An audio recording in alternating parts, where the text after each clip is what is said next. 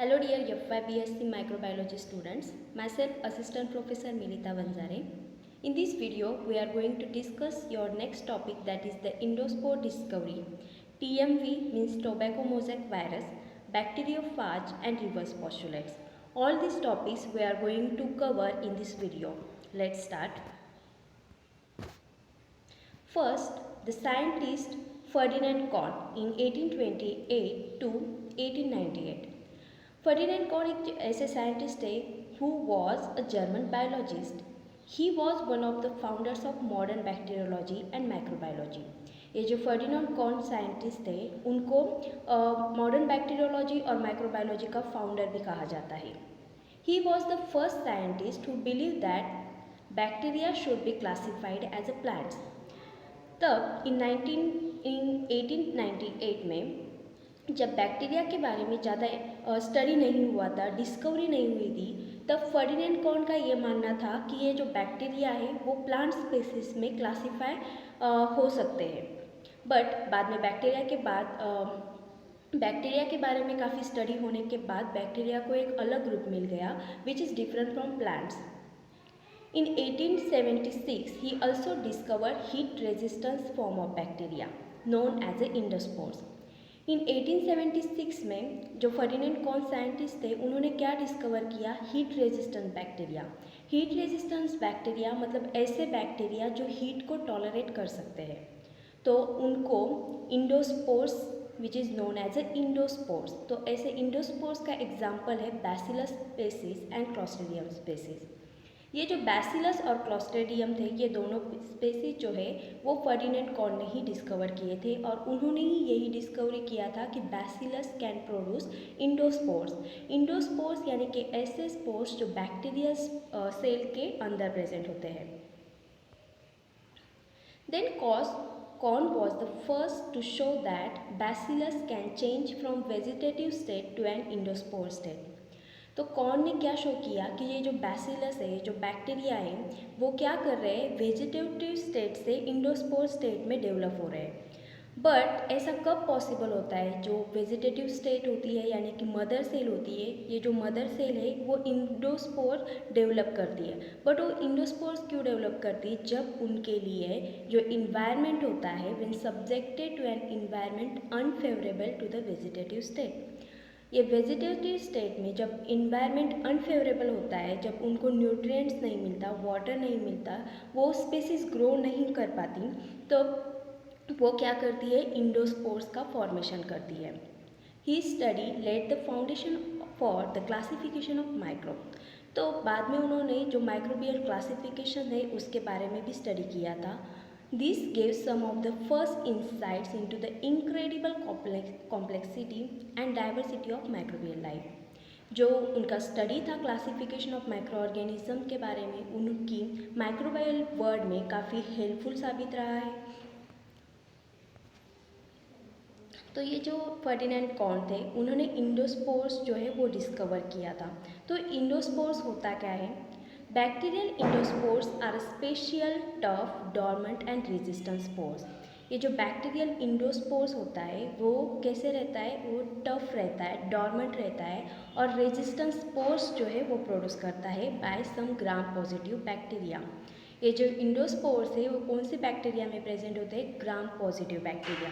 और इंडोस्पोर्स कब डेवलप होते हैं? जब इन्वायरमेंट जब उनके लिए अनफेवरेबल होता है. ड्यूरिंग अनफेवरेबल इन्वायरमेंटल कंडीशन में ही इंडोस्पोर्स जो है वो प्रोड्यूस करती है बैक्टीरियल सेल और vegetative cell. Endospores are develop within the vegetative cells. जो इंडोस्पोर्स है उसका डेवलपमेंट कहाँ हो रहा है? वेजिटेटिव सेल्स में या मदर सेल्स में. और इंडो यानी कि इनसाइड, जो बैक्टीरियल सेल है उसके अंदर जो स्पोर्स फॉर्म हो रहे हैं उन्हें कहा जाता है endospores. They helps the bacteria to endure the unfavourable environmental condition. ये जो इंडोस्पोर्स है, ये इंडोस्पोर्स बैक्टीरिया को हेल्प करते हैं, बैक्टीरियल सेल को हेल्प करते हैं to survive under the unfavourable environment conditions.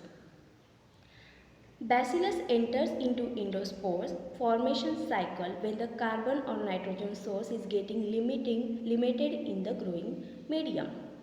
अब ये जो माइक्रो ऑर्गेनिज्म है बैसिलस, तो कॉर्न ने क्या डिस्कवर किया कि ये बैसिलस इंडोस्पोर्स फॉर्मेशन करते हैं अपनी लाइफ साइकिल में, बट वो इंडोस्पोर्स कब फॉर्म करते हैं, जब उनके लिए कार्बन और नाइट्रोजन सोर्स जो है वो कम मात्रा में अवेलेबल होता है। लिमिटेड सोर्स में जब कार्बन और नाइट्रोजन सोर्स अवेलेबल होता है, तब ये जो बैसिलस बैक्टीरिया है वो अपने अंदर क्या फॉर्म करते हैं, इंडोस्पोर्स। तो फिर ये इंडोस्पोर्स जो होते हैं वो उनके लिए सर्वाइव करने के लिए मदद करते हैं। तो ये इंडोस्पोर्स का स्ट्रक्चर एक्चुअल में होता कैसे है, सी ये जो ब्लू कलर का पूरा शेप है वो है स्पोर मदर सेल्स, और उसे कहा जाता है वेजिटेटिव सेल्स, और उसका दूसरा नाम है स्पोरेंजियम। उस बैक्टीरियल सेल के अंदर क्या फॉर्म हो रहा है, इंडोस्पोर्स। अभी इंडोस्पोर का स्ट्रक्चर कैसा है, इंडोस्पोर में जो सेंट्रल में दिखाया गया है येलो वाला पार्ट वो है उसका डीएनए। अभी डीएनए तो डेवलप हो गया, फिर डीएनए को बाजू में जो कवर करता है उसका नाम है स्पोर कोर। ये जो कोर है स्पोर कोर वो क्या करती है, डीएनए को प्रोटेक्ट करती है। फिर स्पोर कोर के बाद वहाँ पे एक वॉल क्रिएट होती है, उस वॉल को कहा जाता है कोर वॉल। ये जो रेड कलर की डार्क रेड कलर की वॉल है उसे कहा जाता है कोर वॉल। फिर वहाँ पे फॉर्मेशन हो जाता है कॉर्टेक्स का। ये जो स्काई ब्लू कलर का कलर दिखाया गया है रेड रिंग के बाहर वो है कॉर्टेक्स। अभी कॉर्टेक्स फॉर्मेशन होने के बाद फिर से उस पर एक लेयर आ जाता है, उसे कहा जाता है स्पोर कोट। ये जो स्पोर कोट है वो इस सब चीज़ ये जो डीएनए कॉर्टेक्स स्पोर कोर और कोर वॉल को क्या करता है, प्रोटेक्ट करता है। तो फिर स्पोर कोट फॉर्म होने के बाद अभी जो लास्ट वाला पार्ट बनेगा वो बनेगा एक्सोस्पोरियम।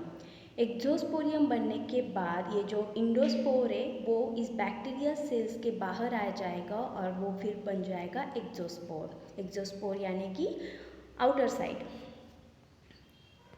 सो this is the structure of endospore. अब हम देखेंगे इंडोस्पोर का फॉर्मेशन कैसे होता है। सी यहाँ पे फर्स्ट वाला दिखाया गया है, ये जो है ये एक बैक्टीरियल सेल है। बैक्टीरियल सेल्स में डीएनए का रिप्लिकेशन दिखाया गया है। जो मदर सेल है वो एक डीएनए और डॉटर सेल्स बनाती है। तो फिर यहाँ पे एक मदर सेल का और डॉटर सेल का दोनों का डीएनए दिखाया गया है। फिर डीएनए के बाहर वहाँ पे है साइटोप्लाज्मिक मेम्ब्रेन, जो ब्लू कलर दिख रहा है वो है साइटोप्लाज्मिक मेम्ब्रेन, और येलो वाला पोर्शन जो है वो सेल वॉल है। तो फिर पहले क्या हो जाता है, डीएनए रिप्लिकेट हो जाता है, मतलब डीएनए की 2 कॉपीज़ बन जाते हैं। रिप्लिकेट होने के बाद अब क्या बनेगा, एक सेप्टम फॉर्म होगा। सी फर्स्ट वाले पिक्चर में कोई सेप्टम नहीं है, लेकिन यहाँ पे सेकेंड वाले पिक्चर में क्या दिखाया गया है, 2 अलग अलग सेल्स दिखाए गए हैं बट एक ही सेल वॉल में। तो उसे कहा जाता है सेप्टा। तो फिर एक सेप्टा का फॉर्मेशन होने के बाद क्या हो गया, जो cellular division of cytoplasmic membrane, जो साइटोप्लाज्मिक मेम्ब्रेन जो थी उस मेम्ब्रेन का क्या हो गया है, डिवीजन हो गया है, मतलब 2 हो गए। पहले इस फिगर में सिर्फ एक ही ब्लू वाला पोर्शन था, बट यहाँ पे अब आप लोगों को दिख रहा होगा कि यहाँ पे 2 वाले पोर्शंस बन गए, मतलब सेल्स जो है वो डिवीजन हो चुकी है। मतलब साइटोप्लाज्मिक मेम्ब्रेन का जो है वो सेल्यूलर डिवीजन हुआ है। अभी सेलुलर डिवीजन होने के बाद अब क्या करेगी, ये जो राइट वाले साइड लेफ्ट वाले साइड पे जो सेप्टम था वो है मदर सेल्स का, और जो राइट वाला साइड है उसे कहा जाता है डॉटर सेल्स का। अभी ये क्या करेगा, मदर सेल्स जो है वो डॉटर सेल्स को इंगल्फ करेगी। इंगल्फ करेगी मतलब क्या करेगी, ये जो मदर सेल्स है अपने साइटोप्लाज्म मेम्ब्रेन से उसको और एक लेयर बनाएगी, उसे इंगल्फ करेगी, मतलब उसको पूरा कवर कर देगी। कवर करने के बाद वहाँ पे क्या फॉर्म होगा, प्री स्पोर फॉर्मेशन बिगिंस। सी यहाँ पे 2 अलग अलग सेप्टम दिख रहे थे। ये जो राइट वाला सेप्टम है वो मदर सेल का सेप्टम है। फिर मदर सेल क्या कर रही है, वो डॉटर सेल्स को कवर कर रही है। सी यहाँ पे दिखाया गया है कि मदर सेल है वो इलोंगेट होकर डॉटर सेल्स के ऊपर क्या कर रही है, एक लेयर फॉर्म कर रही है। उस लेयर को क्या कहा जा रहा है, वो जो सेप्टम से वो उसको कवर कर रही है। और फिर यहाँ पे किसका फॉर्मेशन हो रहा है, प्री स्पोर का। प्री स्पोर का फॉर्मेशन होने के बाद अब जो पूरा इंगल्फ करने के बाद मदर सेल्स डॉटर सेल्स को पूरा इंगल्फ करने के बाद क्या बनाएगी, पूरा सर्कल और एक लेयर बनाएगी उसके ऊपर। डॉटर सेल के ऊपर यहाँ पे दिखाया गया है। ये येलो कलर की जो रिंग दिख रही है वो पूरी रिंग कंप्लीट हो गई है। तो यहाँ पे क्या हो गया, कॉर्टेक्स फॉर्मेशन हो गया। इस स्ट्रक्चर को क्या कहा जाता है, कॉर्टेक्स। तो फिर अभी मदर सेल्स ने क्या किया, डॉटर सेल्स को इंगल्फ करके उसका पूरा कॉर्टेक्स स्ट्रक्चर बना दिया। फिर अभी मदर सेल्स का जो डीएनए है वो डीएनए एक एंजाइम है, उस एंजाइम की वजह से क्या हो जाएगा, डीनेचर हो जाएगा। तो फिर अभी बने रहेगा सिर्फ इस सेल्स में क्या रहेगा, एक कॉर्टेक्स रहेगा। जो न्यू स्पोर्स फॉर्म हो रहा है वही स्पोर्स इस बैक्टीरियल सेल्स में जो है वो रह पाएगा, क्योंकि मदर सेल्स का जो डीएनए है वो तो डीनेचर हो चुका है। फिर फिफ्थ वाले स्टेज में क्या होगा, स्पोर कोट फॉर्मेशन होगा। अभी ये जो कॉर्टेक्स है, इस कॉर्टेक्स के ऊपर और एक लेयर आ जाएगी, उसे कहा जाता है स्पोर कोट। अभी स्पोर कोट का फॉर्मेशन हो जाएगा। फिर सिक्स वाले स्टेज में क्या हो जाएगा, ये स्पोर कोट फुल्ली मैच्योर हो जाएगा। मैच्योर कैसे होगा, उसके ऊपर और एक लेयर आएगा, उस लेयर का नाम रहेगा एक्सोस्पोरियम। जो हम स्ट्रक्चर में देख रहे थे सिंपल वैसा ही हो रहा है, बट ये सब बैक्टीरियल सेल्स के अंदर हो रहा है। तो फिर सिक्स वाले स्टेज में क्या हो जाएगा, एक एक्सोस्पोरियम वाला स्ट्रिंग बन जाएगा और उसे कहा जाता है मैच्योरेशन बिगिंस एक्सोस्पोरियम फॉर्मेशन। अभी एक्सोस्पोरियम का जो फॉर्मेशन था वो सिक्स वाले स्टेज में दिखाया गया है। अभी पूरा मैच्योर हो जाने के बाद ये एक्सोस्पोरियम क्या है, वो इस बैक्टीरियल सेल्स के बाहर आ जाएगा। बैक्टीरियल सेल यानी कि मदर सेल रिलीज करेगी ये मैच्योर स्पोर को, और ये जो मैच्योर स्पोर है वो फ्री स्पोर है, वो इन्वायरमेंट में रिलीज हो जाएगा। और ये जो फ्री स्पोर है उसका स्ट्रक्चर कैसा रहेगा, वो डॉर्मेंट रहेगा और वो टफ रहेगा, जिसके कारण वो अनफेवरेबल इन्वायरमेंट कंडीशन में भी सर्वाइव कर सकता है। सो इस प्रकार इंडोस्पोर जो है उसका फॉर्मेशन होता है, जो कि फर्डिनेंड कॉर्ड ने डिस्कवर किया है। अब हम देखेंगे टोबैको मोज़ेक वायरस। ये एक वायरस है जो प्लांट टोबैको में पाया जाता है। तो इसका इंट्रोडक्शन हम पहले देखेंगे। Tobacco mosaic viruses is most serious pathogen causing mosaic on tobacco leaves. ये जो टोबैको मोज़ेक वायरस है वो क्या करता है, उसके सिम्टम्स क्या है, जब ये प्लांट्स में डिसीज कॉज करता है तो वो एक मोज़ेक जैसे स्ट्रक्चर्स फॉर्म करता है जो टोबैको के लीव्स के ऊपर, जो टोबैको प्लांट होता है उसके लीव्स के ऊपर कुछ डॉट डॉट दिखने लगते हैं। तो वो किसके सिम्टम्स है, इस टोबैको मोज़ेक वायरस के। ये tobacco mosaic virus is the most resistance virus. ये जो वायरस है वो रेजिस्टेंस वायरस है, मतलब अनफेवरेबल कंडीशन में भी वो ग्रो कर सकता है और बाकी किसी हार्मफुल चीज़ों से वो रेजिस्ट कर सकता है। known so far which is the thermal death point is 90 degree Celsius for 10 minutes. अभी TMV का थर्मल डेट पॉइंट क्या है, 90 डिग्री सेल्सियस फॉर 10 मिनट्स। मतलब इस 90 डिग्री सेल्सियस पे वो क्या हो जाएगा, वो किल हो जाएगा फॉर 10 मिनट्स। मतलब 90 डिग्री सेल्सियस फॉर 10 मिनट्स का अगर हमने उसको हीट किया 10 मिनट्स के लिए एट 90 डिग्री सेल्सियस पे, तो वो किल हो जाएगा। This is the first virus that was crystallized in 1935 by W.M. Stanley in the USA। जो साइंटिस्ट है USA के स्टैनली, उन्होंने 1935 को ये TMV वायरस क्रिस्टलाइज किया था। फिर ये TMV के जो है वो सिम्टम्स हम देखेंगे। TMV damage the solanaceous plants. जो प्लांट्स है सोलैनोवियस, उसको भी ये क्या करता है, डैमेज कर रहा है। वो तो टोबैको प्लांट्स को भी डैमेज करता है, बट ये वाले प्लांट को भी वो डैमेज कर सकता है। However it can infect the other plants too. ये जो टोबैको मोज़ेक वायरस है ये सिर्फ टोबैको प्लांट्स में नहीं बल्कि बाकी जो प्लांट्स होते हैं उसमें भी वो डिसीज़ कॉज कर सकता है। सेवरल स्ट्रेन्स ऑफ TMV, जो बाकी के स्ट्रेन्स है TMV के, टोबैको मोज़ेक वायरस के, हैज़ ऑल्सो रिपोर्टेड, उनके बारे में भी स्टडी हुआ है। It develop system of lightning of leaf colour among the veins in early stage. तो इसका सिम्टम्स क्या है, वो क्या करता है, जो पत्ते रहते हैं, जो लीफ रहते हैं प्लांट्स के, उसको क्या करता है, लाइट कलर में वो फॉर्म कर देता है। मतलब उसमें वो डिसीज़ कॉज करता है। डिसीज़ की वजह से वो जो ग्रीन प्लांट होता है, ग्रीन लीफ होता है, वो ग्रीन लीफ का कलर लाइट ग्रीन बन जाता है। सी यहाँ पे पिक्चर में दिखाया गया है, यन टोबैकम जो बैक्टीरिया है वो क्या कर रहा है, प्लांट को हार्म कर रहा है, उसमें डिसीज़ कॉज कर रहा है, और वो डिसीज़ का नाम है टोबैको मोज़ेक वायरस। सी फर्स्ट वाले पिक्चर में दिखाया गया है अनइन्फेक्टेड लीफ, मतलब एक हेल्दी लीफ वहाँ पे दिखाया गया है। फिर जब यंग टोबैकम उस पर अटैक कर रहा है, तो वो क्या कर रहा है, टोबैको मोज़ैक वायरस फॉर्म कर रहा है उस प्लांट के उस लीफ के ऊपर। तो फिर वो जो इन्फेक्टेड लीफ है, TMV इन्फेक्टेड लीफ, उस पर ऐसे वो थोड़ा लाइट ग्रीन कलर का बन जाता है और उस पर कुछ कुछ डार्क जो ग्रीन कलर के स्पॉट है वो रह जाते हैं। तो this is the symptoms of tobacco mosaic viruses. अब ये टोबैको मोज़ैक वायरसेस का माइक्रोबियल स्ट्रक्चर कैसा है, जो उसकी लेंथ है वो है 300 नैनोमीटर और उसकी जो डायमीटर है वो है 4 नैनोमीटर और 18 नैनोमीटर। ये जो सिम्टम्स थे वो हम देखेंगे अभी यहाँ पे। Thereafter it turns into light dark green mosaic symptoms among the veins, green colour turns into the dark green and terminal regions turn into chlorotic. जो कलर चेंज जो है वो यहाँ पे दिखता है। Tobacco mosaic virus when produce the disease into the leaves, the first symptoms that is the colour change. Sometime dark green blisters appear in the leaf blade. जो blisters है डार्क ग्रीन कलर के वो भी leaf blade पे occurs होते हैं। If the plants are infected early in seasons they become stunted. वो क्या बन जाते हैं, स्टंटेड बन जाते हैं। However symptoms vary with varieties of tobacco. जो टोबैको के प्लांट्स है उसमें सिम्टम्स वैरी हो सकते हैं, कुछ कुछ के सिम्टम्स अलग अलग भी दिख सकते हैं।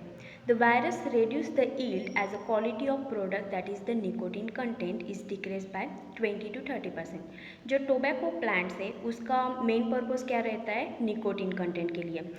निकोटीन कंटेंट के लिए वो क्या करते हैं, उस प्लांट का हम यूज़ करते हैं। बट अगर ये टोबैको मोज़ैक वायरस उस प्लांट को इन्फेक्ट करता है तो वो जो निकोटीन कंटेंट पे भी उसका असर होता है। 20 to 30% ऑफ निकोटीन कंटेंट वो क्या करता है, डिक्रीज करता है। अब हम देखेंगे वो टोबैको मोज़ैक वायरस का स्ट्रक्चर्स कैसे होता है। सी, यहाँ पे बीच में जो होलो कोर दिखाया गया है और जो RNA दिखाया गया है, जो राउंड राउंड छोटे छोटे ब्लैक कलर का दिखाया गया है वो ये वायरस का RNA है। और उस RNA के अंदर क्या होता है, होलो कोर प्रेजेंट होता है। और ये जो ग्रीन कलर का दिखाया गया है उसे कहा जाता है कैप्सोमर्स। ये जो कैप्सोमर्स है ये टोबैको मोज़ैक वायरस फॉर्म करता है। और इस अलग उसका एक टर्न दिखाया गया है, मतलब एक टर्न के नीचे और एक टर्न ऐसे बन जाता है। वो एक सेपरेट टर्न यहाँ पे दिखाया गया है, उसके अंदर RNA दिखाया गया है। और ये जो ग्रीन वाला पार्ट है वो उसका होता है कैप्सोमर्स। एक कैप्सोमर स्ट्रक्चर्स ये टोबैको मोज़ैक वायरस में पाया जाता है। Inside the protein capsid, there is single-stranded RNA molecule which is also spirally coiled to form helix। अब ये जो प्रोटीन कैप्सिड होता है उसके अंदर क्या प्रेजेंट है, सिंगल स्टैंडर्ड RNA। ये जो टोबैको मोज़ैक वायरस है वो सिंगल स्टैंडर्ड RNA है। अब ये जो RNA है वो कहाँ पे ऑकर हो रहा है, प्रोटीन कैप्सिड के अंदर। फिर और वो उसका शेप कैसा है, स्पाइरली कॉइंग टू फॉर्म हेलिक्स। वो क्या कर रहे हैं, हेलिक्स फॉर्म कर रहे हैं। Virus RNA consist of 6500 nucleotides. ये जो वायरस RNA है वो कितने न्यूक्लियोटाइड कंसिस्ट करता है, 6500। In one turn off the RNA contains 49 nucleotide. ये जो सेपरेट वाला पोर्शन दिखाया गया है वो सेपरेट एक टर्न है इस वायरस का। ये फुल वायरस का स्ट्रक्चर यहाँ पे दिखाया गया है 180 एंगस्ट्रॉम डायमीटर का। और जो इस वायरस के अंदर जो टर्न बन रहे हैं उस एक टर्न को यहाँ पे सेपरेटली दिखाया गया है, ये सेपरेट दिखाया गया है। उसके अंदर RNA प्रेजेंट है और ये ग्रीन वाला कैप्सोमर से। तो फिर इस एक टर्न में कितने न्यूक्लियोटाइड होते हैं, 49 न्यूक्लियोटाइड।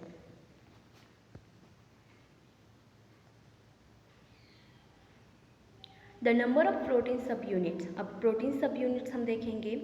Containing 3 turns is 49। जो प्रोटीन सब यूनिट होते हैं वो 3 टर्न में 49 सब यूनिट्स बनते हैं। मतलब हर 3 टर्न्स में कितने प्रोटीन सब यूनिट्स रहेंगे, 49। तो 49/3 सब यूनिट्स पर turn. Therefore, a single protein subunit is linked with 3 nucleotide. जो सिंगल प्रोटीन सब यूनिट है वो 3 न्यूक्लियोटाइड से क्या होता है, लिंक होता है of RNA। Arrangement of capsomeres of RNA is shown in figure. जो RNA की फिगर यहाँ पे दिखाई गई है, ये कैप्सोमर्स भी वहाँ पे दिखाए गए हैं। टोबैको मोज़ेक वायरस का फुल स्ट्रक्चर यहाँ पे दिखाया गया है। उसमें कितने न्यूक्लियोटाइड्स होते हैं, कितने टर्न में कितने न्यूक्लियोटाइड्स होते हैं, कितने प्रोटीन सब यूनिट्स होते हैं, ये भी यहाँ पे दिखाया गया है। और प्रोटीन सब units link with three nucleotides of RNA। Arrangement of capsomeres of RNA is showing in figure.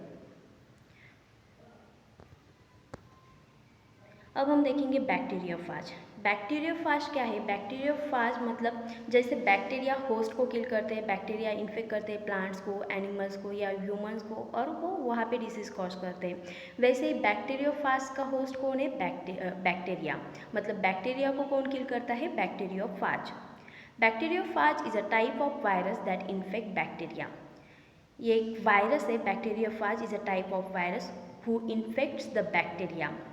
Bacteriophage means bacteria eater. अभी वो बैक्टीरिया को क्या करता है? ईट करता है, इसलिए इसे कहा जाता है बैक्टीरिया ईटर। और वो बैक्टीरिया को डाइजेस्ट करता है, बैक्टीरिया को किल करता है, because destroy their host cell. अभी उनका होस्ट सेल कौन है? बैक्टीरियोफाज का होस्ट सेल बैक्टीरिया है।